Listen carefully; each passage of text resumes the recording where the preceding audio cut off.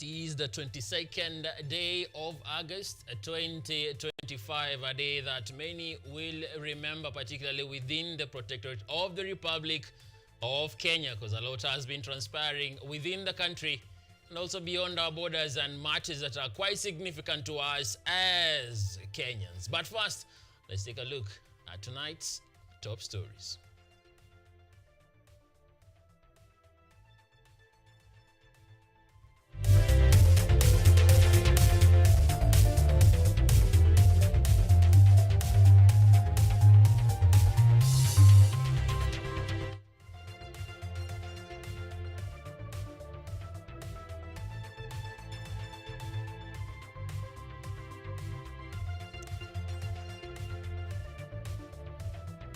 Alright, a lot has been transpiring, and my producer is quite emotional after Harambee Stars unfortunately had to bow out of the Chan Games. And away from the emotional beats, it's about time we get into other matters that are also touching in the country. My name is Emmanuel Kutosi, and in the sign language interpretation, we'll be sailing through with Sami Okelo. Of course, you can be able to engage with us through our social media handles at KUTV_Kenya and _Emmanuel Kutosi is where you can reach me at.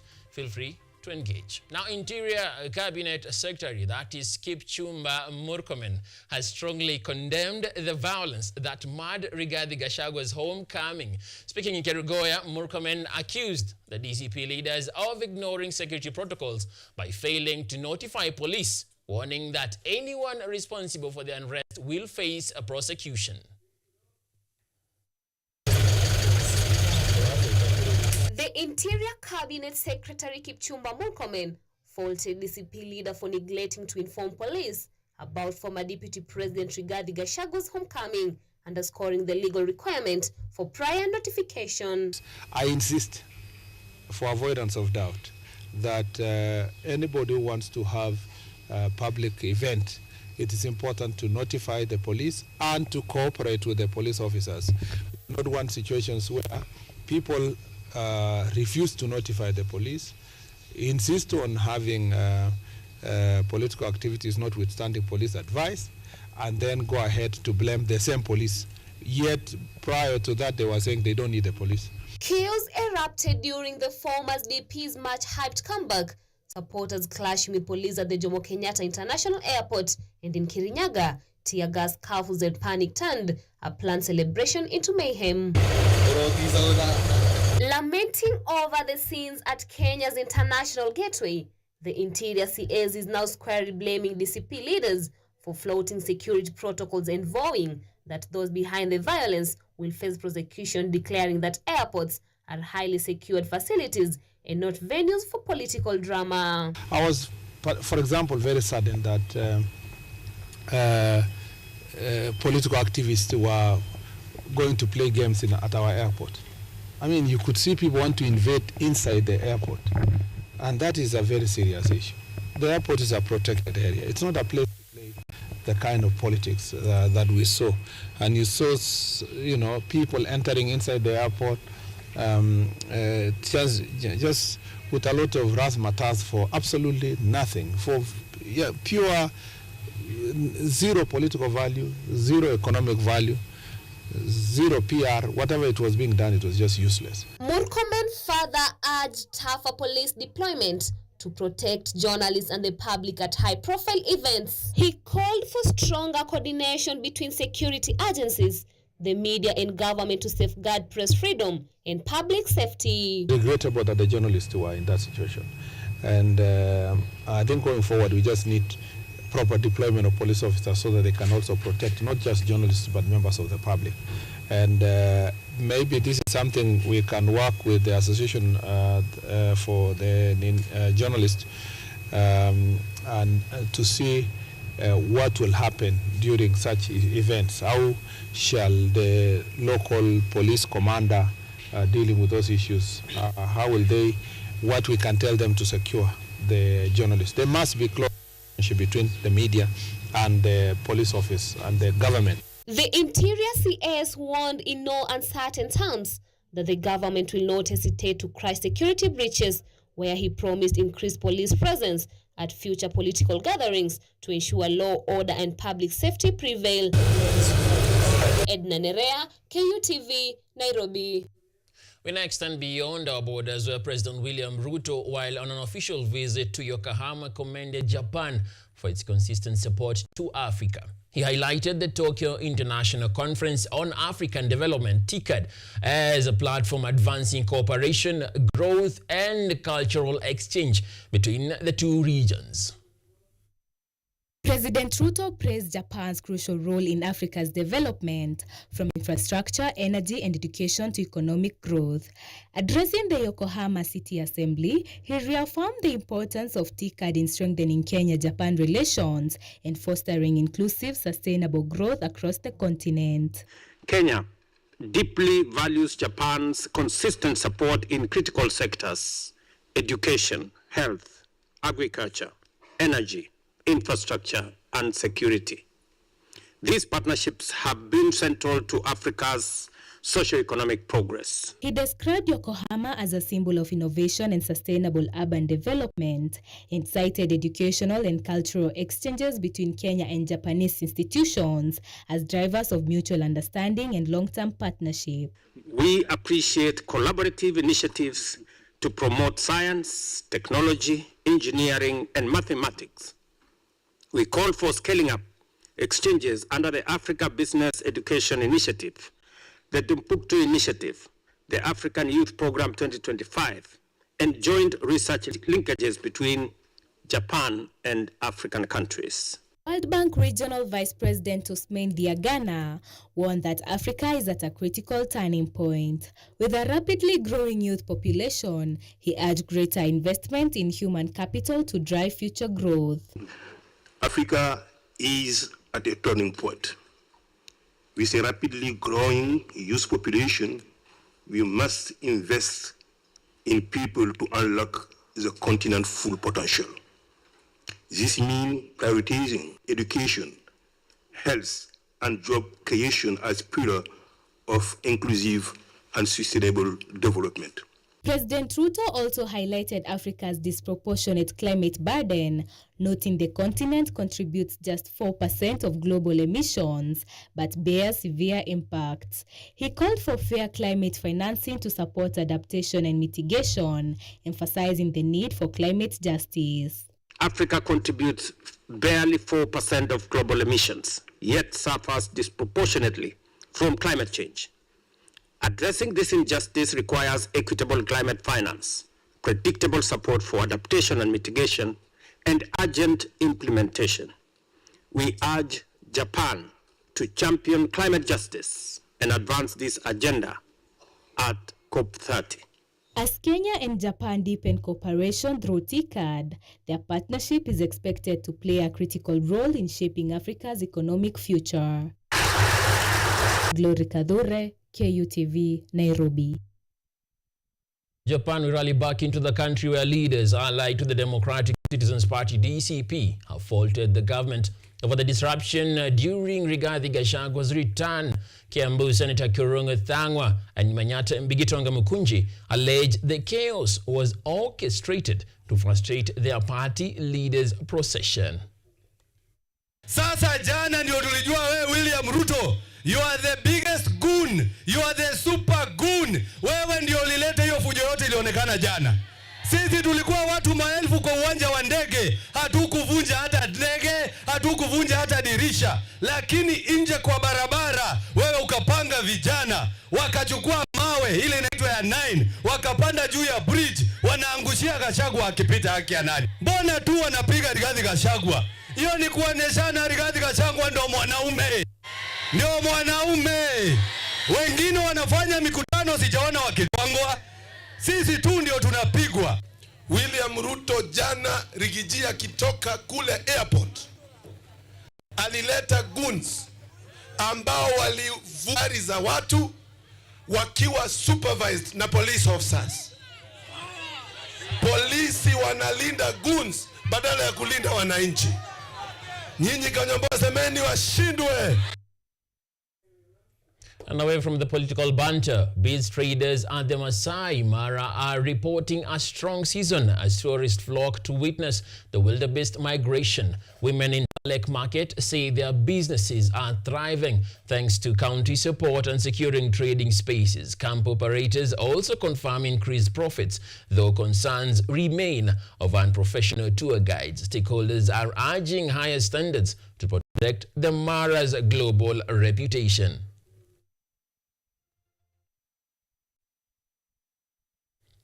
Also, the Kenya National Highways Authority has closed the Marigat-Loruk Road after flooding from rising Lake Baringo waters. The overflow has disrupted travel and raised safety concerns, including wildlife straying near roads. Motorists have been advised to use alternative routes as Kenya continues monitoring the situation.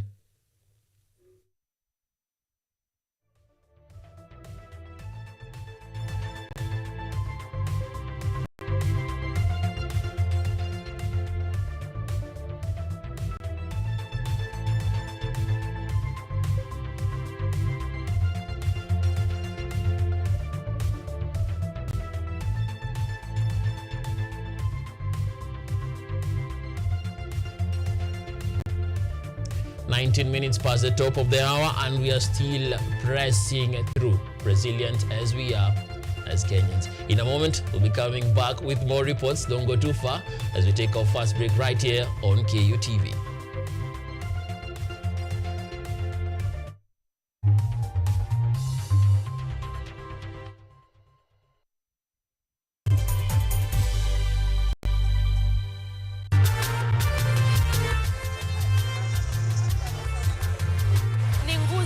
Na uso wa jamii.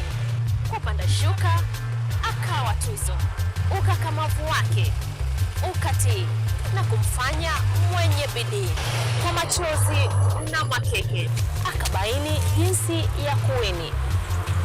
Huyu ni mwanamke ngangari kwa jinsi alivyo ng'ari.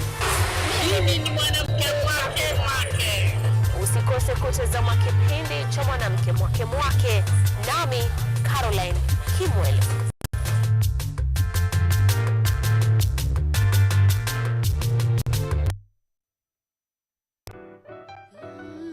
Miti. Panda. Miti. Our planet's future is in our hands. However, there is a threat to the brightness of this tomorrow. On EarthCheck, we share the challenges, the solutions, and the hope. I would call this a very momentous day, a very critical day. Every episode, every story, every step we take creates a ripple. Join me, the environmentalist Emmanuel Kutosi, on KUTV every Wednesday at 8 p.m. and be part of EarthCheck. Welcome.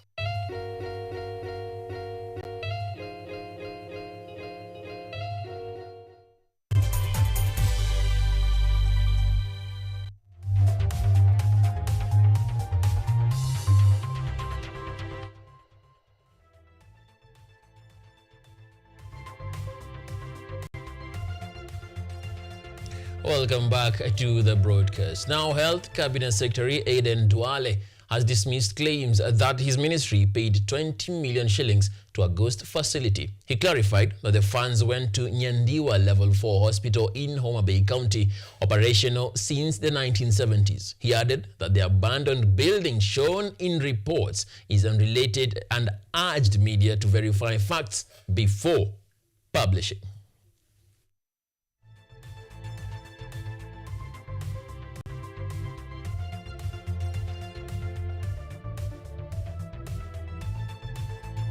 And now to matters education, where as campuses reopen, students are counting coins while waiting for help disbursements. Delayed loans have sparked frustrations, with many wondering whether to buy books or boil water for supper. Glory reports on a struggle every campus comrade knows very too well.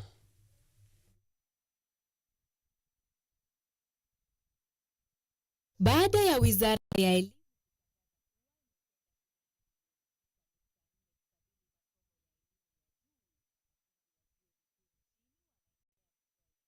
Baada ya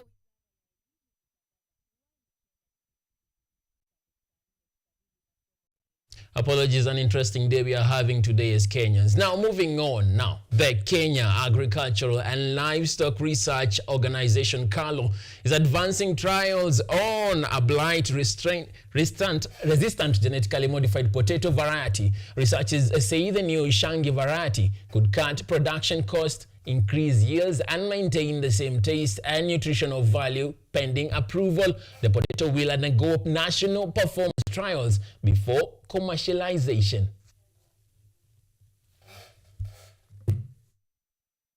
We have now a biotechnology potato variety that is under development at quite advanced stages now. We have gone through the proof of concept. The potato carries genes for resistance, complete resistance to potato blight. So when it is used to grow in the field by farmers, the farmers will now have no need to spray this particular potato variety. Proceed. What we have found out is that these varieties are not different from the other. In terms of proteins, carbohydrates, the phenolic compounds, we were able to test about 13 of those nutrition composition. In terms of the agronomic data, that includes the vegetative and also the tubers, we were able to find out the non-transformed varieties and transform. What we have seen is that the technology works, and in the end, farmers will not have to spray all that much fungicide, which is at the end of the day harmful to human health. Even the labor that is needed in the spray is quite a lot. So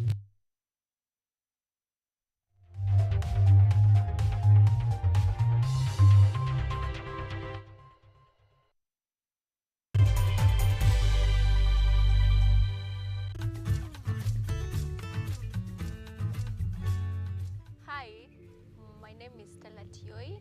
Jina langu naitwa Okemwa Mokwa James. This is Mandela Gaya. Ugonjwa ulipokuja ulichukua siku 3 ukaniweka in coma. 20 wamezikwa, 2 ndio wako hai. I don't even know how it feels to see.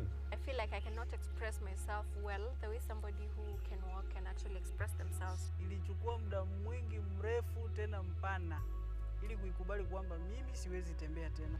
I've come to actually accept myself. Ukijaribu kumsimamisha mtu umwambie tafadhali nionyeshe njia, they find it quite strange talking to you. We should just make schools integrated, inclusive setups, by providing the right facilities.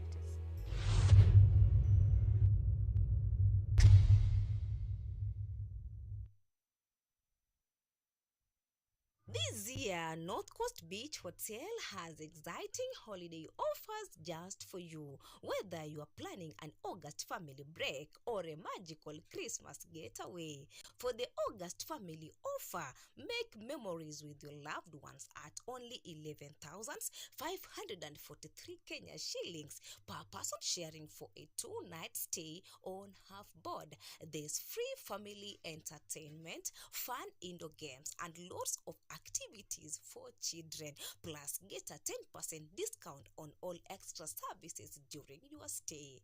For the December Christmas holiday, celebrate your festive season in paradise. Book before 31st October to enjoy our exclusive Christmas deal. Stay 3 nights between 23rd December and 2nd January 2026 at only 34,628 Kenya shillings per person, sharing on half board. And for our flexible payment plan, take advantage of our Lipa Mdogo Mdogo plan and pay in easy installments. Call us today to book on 0722 209 458 or 0733 409 430 or email info@northcoastbeachhotel.com. North Coast Beach Hotel, a home paradise.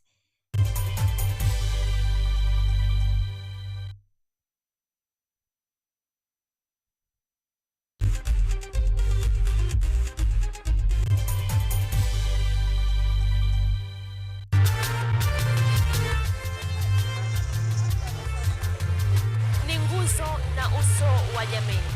Kupanda shuka akawa tuzo, ukakamavu wake ukatii na kumfanya mwenye bidii. Kwa machozi na makeke akabaini jinsi ya kuweni.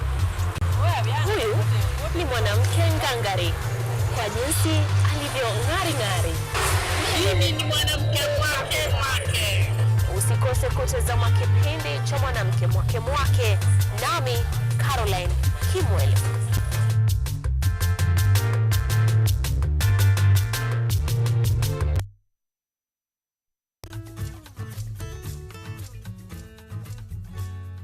Hi, my name is Stella Tioi. Jina langu naitwa Okemwa Mukwa James. This is Mandela Gaya. Ugonjwa ulipokuja ulichukua siku 3 ukaniweka in coma. 20 wamezikwa, 2 ndio wako hai. I don't even know how it feels to see. I feel like I cannot express myself well the way somebody who can walk can actually express themselves. Ilichukua muda mwingi mrefu tena mpana ili kuikubali kwamba mimi siwezi tembea tena.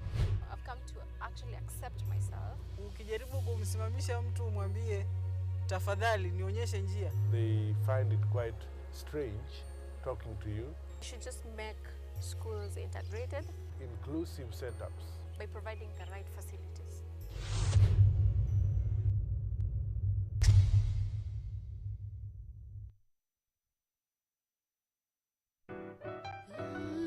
Miti. Panda. Miti. Our planet's future is in our hands. However, there is a threat to the brightness of this tomorrow. On EarthCheck, we share the challenges, the solutions, and the hope. I would call this a very momentous day, a very critical day. Every episode, every story, every step we take creates a ripple. Join me, the environmentalist Emmanuel Kutosi, on Kutv every Wednesday at 8 p.m. and be part of EarthCheck. Welcome.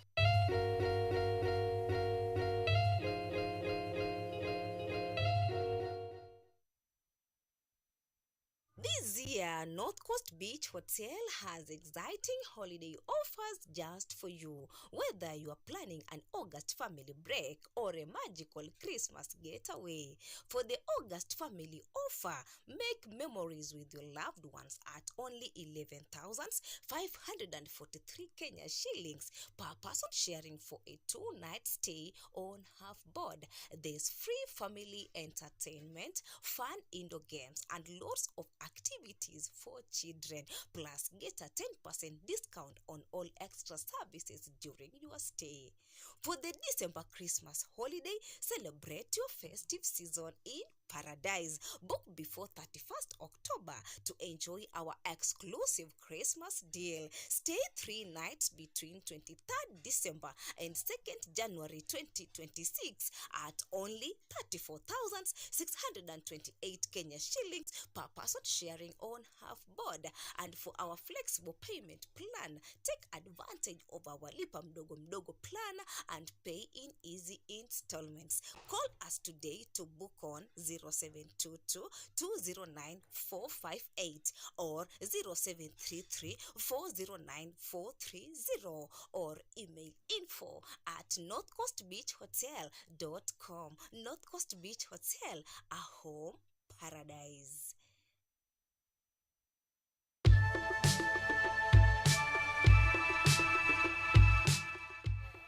In a world where uncertainty rules and opportunities are scarce, it's time to break from the barrier and unlock your full potential. We must live within our means. We cannot spend money that we don't have. We will explore the fascinating world of investment, trade secrets, business strategies, and entrepreneurship. Sasa challenges ziko mingi sana. Parking ya mzigo imekuwa mbaya. Unaweka pesa yako inakataa kurudi. Whether you're a seasoned investor or just starting out, what you covered with invaluable insights to help you succeed. Now, this year we have seen a rebound in the economy, which is well above the global average of the 3%. Join me, Anyango Sylvia, every Sunday and Monday on KUTV News at 9, and let's turn your dreams into reality.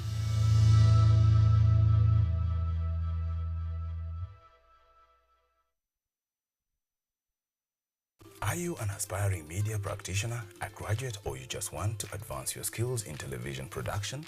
Then welcome to Kenyatta University, where education meets innovation. KUTV, the premier university television station in Kenya, is now offering short courses in TV studio, field technical operations, and video editing.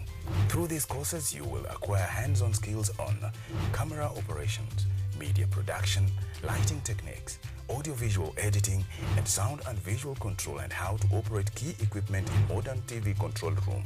Enroll today at KUTV and discover your full potential in cutting-edge TV broadcasting. Graduates of these courses will receive professional certificates. For more information, visit our offices at KUTV Studios or call us on 020-870-4252 or 020-870-4255 or SMS us on 0739-110-544. KUTV, a new experience.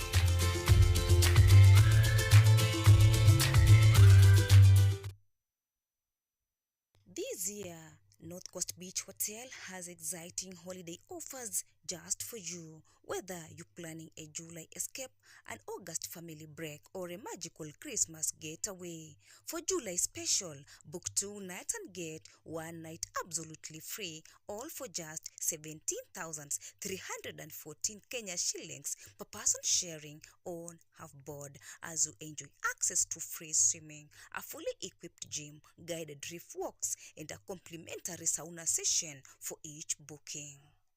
For August family offer, make memories with your loved ones at only 11,543 Kenya shillings per person, sharing for a 2-night stay on half board. There's free family entertainment, fun indoor games, and lots of activities for children, plus a 10% discount on all extra services during your stay. For the December Christmas holiday, celebrate your festive season in paradise. Book before 31st October to enjoy our exclusive Christmas deal.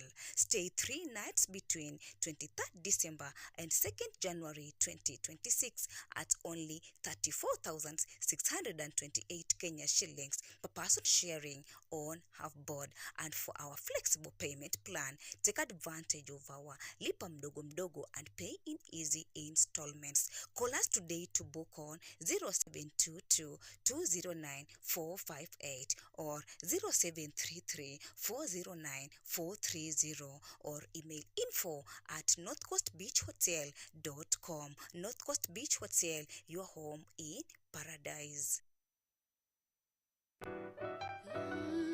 Miti miti, panda panda, miti miti. Our planet's future is in our hands. However, there is a threat to the brightness of this tomorrow. On EarthCheck, we share the challenges, the solutions, and the hope. I would call this a very momentous day, a very critical day. Every episode, every story, every step we take creates a ripple. Join me, the environmentalist Emmanuel Kutosi, on KUTV every Wednesday at 8 p.m. and be part of EarthCheck. Welcome.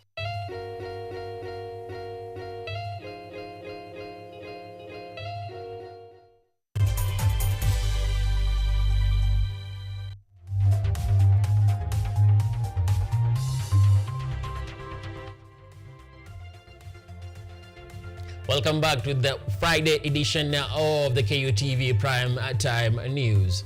Now, a lot is happening, and particularly we're going to look at matters concerning campus students and the issues that they are facing within their studies. Now, as campus reopens, students are counting coins while waiting for help disbursements. Delayed loans have sparked frustration, with many wondering whether to buy books or boil water for supper.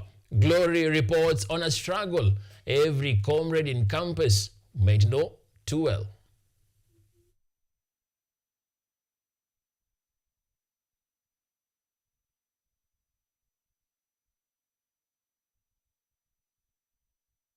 Baada ya Wizara ya Elimu kutangaza kuwa imetenga shilingi bilioni 9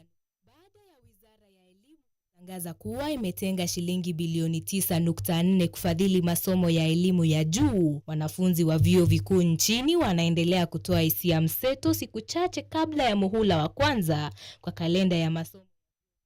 To hear about this story, but things are just not clicking. Hello, Kenya. Now, the Kilifi County government has unveiled an 800 million shilling roads program aimed at improving transport in urban centers. Acting Roads Chief Philip Charo says the focus on paving roads with cabro blocks and tarmac to ease movement and boost development within the county. Kilifi has confirmed plans to spend 800 million shillings this year on road projects. Kilifi Acting County Secretary and Chief Officer for Roads and Transport, Philip Charo, highlighted their focus on paving roads with tarmac and using cabro blocks on urban centers roads. Budget ya barabara za county katika hii budget ambayo tuko nayo sasa ni takribani milioni 800 hivi, ambazo hizo ni za kutengeza barabara za county. Na kuna barabara levels tofauti, kuna barabara za lami hivi sasa, kuna hii moja inaendelea, kuna nyingine ya pale Kijiwe Tanga ambayo hivi karibuni nayo tutaenda kuipeana kwa mkandarasi, kuna nyingine inaendelea pale Kizingo, kuna nyingine inaendelea kule Crab Shack kule Dabaso. Kakuyuni member of County Assembly Maurice Hinzano welcomed the project, noting that better roads will attract investors, which will create jobs for youth and offer real opportunities instead of misleading them with empty promises of employment. Lengo la hii barabara hasa ni umuhimu mkubwa sana. Hakuna sehemu inaweza endelea bila miundo msingi ya barabara, usidanganyane. Kwa sababu tuko na ekari 62 pale Kavunyalalo. Tukimaliza hizi barabara, tutaweza kutafuta uwekezaji na kuweza kujenga viwanda pale na hawa vijana wapate ajira. Tusidanganye vijana kwamba tutawapeleka kazini. Ni sisi tubuni mbinu ya vijana wafanye kazi ndani ya wodi ya Kakuyuni, na hiyo njia ipo. Former Goshi Senior Chief Francis Chengongoa supported the project, saying that it will help transport agricultural products from the agricultural reproductive areas of Mandunguni and Kavunyalalo. He also added that it will make a difference in the health sector by making it easy for expectant mothers and the sick to access healthcare facilities. Si kwanza wakina mama walikuwa hawawezi kwenda kuzaa hospitali. Mgonjwa huko anabebwa na barabara hii wakati wa mvua inajaa matope, hakuna mtu anapita, wanakuja na kitanda mpaka kule Ganda waende Malindi kupata matibabu. Tukilima kule chini hakuna mali zinaoza kule kwa sababu hakuna gari inaingia huko barabara hii. Kwa hivyo tunashukuru sana. Residents remain hopeful that the road upgrades will spur development, attract investors and improve access to jobs, markets and healthcare in Kilifi County. Wendy Imani, KUTV, Nairobi. And this next story rather speaks about our efforts as Kenyans to ensure that we achieve what you're moving towards. It's a story concerning campus students and the issues they have concerning the help disbursement that has been delayed. Take a look at this story by Glory. Despite the release of funds to institutions, many students under the new funding model have yet to receive their loans and upkeep allowances directly. The delays have raised concerns among first years eager to begin their studies, but are struggling to meet costs such as accommodation, transport, and food. Yes, I did on Tuesday. And are you under the new funding model or the old funding model? I'm not really sure, but according to the amount allocated, it seems like I'm in the old funding model. Bado haijaingia kwa account, but ukiingia kwa portal inasema disbursement in progress yeah. The new funding model. The government has allocated 41 billion shillings for higher education financing this academic year, with 29 billion already disbursed through HELP and the university's fund. This package includes 13 billion shillings in loans and 16.9 billion shillings in scholarships targeting first-year students under the new student-centered financing model. To enhance efficiency in student financing by streamlining loan processing and ensuring timely disbursements, the government of Kenya has merged the Higher Education Loans Board, commonly known as HELP, and the Universities Fund. And as I promised last week, HELP released 1.5 billion last Friday, and yesterday an additional 4.5 billion, bringing the total disbursement to 6 billion for students active. Education experts warn that prolonged delays could lead to higher dropout rates, as some students are forced to suspend their studies or seek costly loans. Not yet. The new funding model. Government says loan and upkeep disbursements are being released in phases from mid-August, with priority on first-year students. Authorities have assured that remaining payments will reach beneficiaries before universities close registration. Ministry of Education disbursed 9.46 billion to fund university students. However, majority of the students report that the money is yet to hit their accounts. Today we wonder, where is the money and who has it? Glory Kadure, KUTV, Nairobi.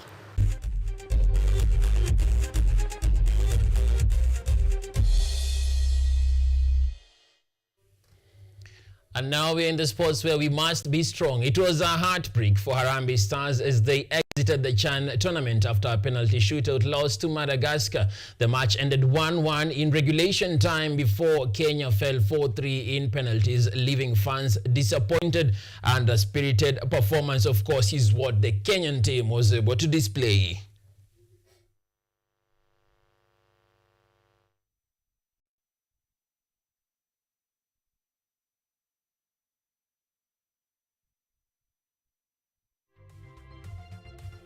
And on Crystal Palace recorded their first ever move to be able to get a victory with a 1-0 win over Fredrikstad in the Conference League playoff. Jean-Philippe Mateta scored the decisive goal in the 54th minute to put Crystal Palace ahead.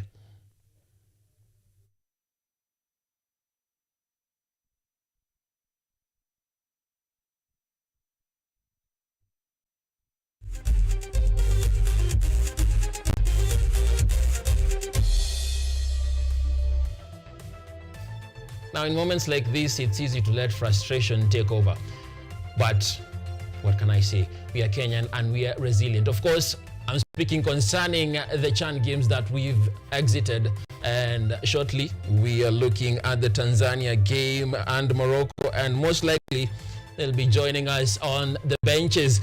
My director tells me that we could be seeing what is happening right there at the Benjamin Mkapa Stadium as Tanzania slowly retain their place back home. It's like everybody will have to stay at home, and as we wait for these 3 minutes to slap out Tanzania, we may have to settle this in another way, not the common way. For everyone within the Republic of Kenya and the fans, of course, it is something that we can be able to celebrate and appreciate, particularly our team and the spirited moves that we've seen from the local players in being able to unite Kenyans in one unified manner, and also the fans who turned up in large numbers within the stadium across the various watch zones. They've been there and they've shown us what it means to be Kenyan, especially when we decide to move together. From here at KUTV during the Friday night KUTV Primetime News, of course, holding brief for Martin Seiji, wherever you are. Of course, he may have been at the stadium, and don't be disappointed. We get to do this again. And something that we've been able to show is that, yes, we are united people, especially when we have the same agenda. From the whole team that was involved in the production of tonight's broadcast, it's a big bravo, because it has been a success, a tough one, but a success all the same. Thank you to my producer, Yvonne Kemua Monari, for ensuring everything is speak and span, and also Sami Okello, who was able to guide us and move with us through the sign language interpretation. From me right here, it's good night, sweet dreams, keep the spirit burning. We are Kenyan and we are strong. Appreciate it.